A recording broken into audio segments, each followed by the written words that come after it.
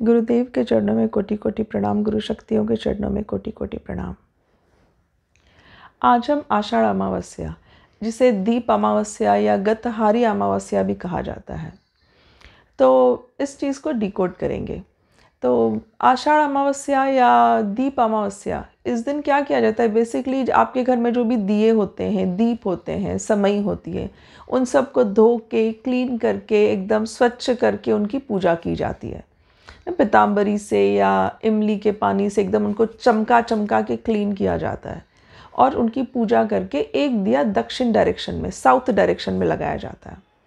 तो बेसिकली दियों की पूजा क्यों की जाती है, वो भी आषाढ़ अमावस्या के दिन?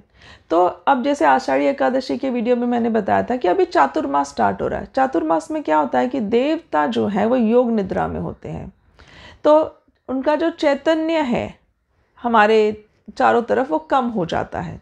और यही मेन रीज़न है कि इन दिनों कोई भी शुभ मुहूर्त नहीं होता, कोई भी हम शुभ कार्य नहीं करते, शादी हो या गृह प्रवेश हो, ऐसे कोई भी शुभ कार्य इन चातुर्मास में नहीं होते हैं। तो इसका रीज़न बेसिकली यही है, जैसे देवता योग निद्रा में है तो चैतन्य की कमी है। अब चैतन्य की कमी को हम पूरा कैसे करें? साथ ही साथ सूर्यदेव भी कम निकलते हैं। हमको पता है बारिश के दिन है तो क्लाउडी क्लाइमेट होता है, रेनी सीजन है तो सूरज की रोशनी भी कम होती है, तो तेज तत्व की भी कमी होती है। अब ये सब क्लाइमेटिक कंडीशंस इतनी अनबैलेंस्ड होती है कि हम जो खाना खाते हैं वो ठीक से पचता भी नहीं है। तो इसका मतलब कि सात्विकता की भी कमी होती है। तो सात्विकता, चैतन्य और तेज तत्व, इन तीनों की कमी इन चातुर्मास में होती है।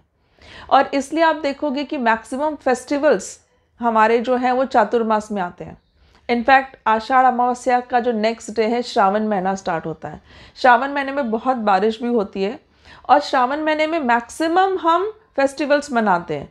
जैसे श्रावण सोमवार देश भर में मनाया जाता है शिव जी के नाम से, श्रावण मंगलवार भी पूजा होती है, श्रावण गुरुवार भी पूजा करते हैं, श्रावण शुक्रवार भी लोग मनाते हैं, श्रावण शनिवार भी मनाया जाता है। तो श्रावण महीने में बहुत दिन ऐसे हैं जब फास्टिंग किया जाता है। तो फास्ट में क्या करते हैं हम? सात्विक आहार करते हैं। तो सात्विकता की कमी जो एनवायरनमेंट में हो गई है, हम आहार के थ्रू उसको इंक्रीज करने की कोशिश करते हैं। इसलिए चातुर्मास में हम सात्विक आहार करते हैं। बहुत लोग तो ऐसे हैं कि चातुर्मास में सिर्फ एक टाइम खाते हैं और वो भी सात्विक खाना। तो ये काउंटर बैलेंस करने के लिए, एनवायरमेंटल चेंजेस को काउंटर बैलेंस करने के लिए बहुत जूने टाइम से ही हमारे जो ऋषि मुनि थे उन्होंने ये सिस्टम्स बनाए हुए हैं। आजकल बहुत लोग ये नहीं मानते हैं, खास करके यंग जनरेशन। उन्हें लगता है कि नॉनवेज खाना या बाहर के खाने से क्या फ़र्क पड़ने वाला है। फिर अल्टीमेटली हम बीमार पड़ते हैं और फिर हम क्या कहते हैं, सीज़न ऐसा है ना कि सब लोग बीमार पड़ रहे हैं। पर अगर हम खाने की तरफ ध्यान दें, अगर हम सात्विक भोजन की तरफ ध्यान दें, तो ये मॉनसून सीजन में जो बीमारियां होती हैं ना, वो अपने आप टल जाएंगी। तो ये तो होता है खाने में चेंजेस। सेकेंड है तेज तत्व। जैसे मैंने कहा कि सन रेज भी कम होते हैं तो एक डल एटमॉस्फेयर होता है। और आषाढ़ अमावस्या जो है, जैसे चातुर्मास शुरू होता है तो आषाढ़ अमावस्या के दिन चांद की रोशनी भी नहीं रहती है। तो उस दिन खास सारे घर के दियों को क्लीन किया जाता है, पॉलिश किया जाता है, क्योंकि आने वाले 4 महीने अभी उनकी बहुत ज़रूरत पड़ने वाली है। आजकल तो हमारे पास ये ट्यूब लाइट्स वगैरह सब हैं, पर जूने ज़माने में जब ये एनर्जीज़ नहीं थी, इलेक्ट्रिसिटी नहीं थी, तो ये जो दीप थे, ये जो दिए थे, वही जो थे वो मेन सोर्स ऑफ तेज तत्व था। तो इसलिए आने वाले 4 महीनों में उनकी बहुत ज़रूरत पड़ने वाली है। तो इसके उनके ऊपर कुछ भी कालिक जमा हो, उन सबको क्लीन किया जाता था ताकि उनकी रोशनी बढ़े। और प्लस एक जैसे हम कहते हैं ना कि उन्हें इनवाइट, रिस्पेक्ट देके, पूजा करके उन्हें रिक्वेस्ट किया जाता था, उनके एनर्जीज़ को मनाया जाता था कि अभी 4 महीने आप प्लीज़ हमारा बहुत साथ दो। तो उस दिन हम सारे दिए जलाते हैं और एक दिया बेसिकली हम साउथ डायरेक्शन में रखते हैं। साउथ डायरेक्शन जो है ना, वो हमारे पितरों की डायरेक्शन है, जो हमारे पूर्वज हैं, जो आज हमारे साथ नहीं है। तो साउथ इज़ यमलोक, यम देवता का जो लोक है वहाँ है। तो उनका आगे का रास्ता, वहाँ उनको कहते हैं ना कि रोशनी मिले उनको आगे के रास्ते में, आगे की जर्नी करने में, यमलोक जाने में उनको हेल्प हो। इसलिए एक दिया हम दक्षिण दिशा में रखते हैं। तो ये हो गया सात्विक और तेज तत्व का मतलब। आषाढ़ अमावस्या को गतहारी अमावस्या भी कहा जाता है। गतहारी पर बचपन से हमने इसे गटारी सुना है। तो ये तो है कि हमारे जो भी कल्चर है उसको बदनाम करने के लिए लोगों ने इसका नाम गटारी लग दिया है कि कल से अभी नॉनवेज नहीं खाना है। जैसे श्रावण महीने से मैंने कहा सात्विक खाना शुरू होता है, तो कल से नॉनवेज वगैरह नहीं खाना है, तो इस दिन आप खाओ पियो और गटर में गिरो। ये हमने बचपन से सुना था, पर अभी बड़े होने के बाद पता चल रहा है कि ये गटारी अमावस्या है ही नहीं, ये गतहारी अमावस्या है। इसका मतलब ये होता है कि जैसे कल से श्रावण लग रहा है तो कल से हम सात्विक आहार करेंगे। तो गत आहार जो है, गत आहार मतलब अभी तक पास्ट में लिया गया खाना जो है उसे हम आज से बंद करते हैं, आज से स्टॉप करते हैं।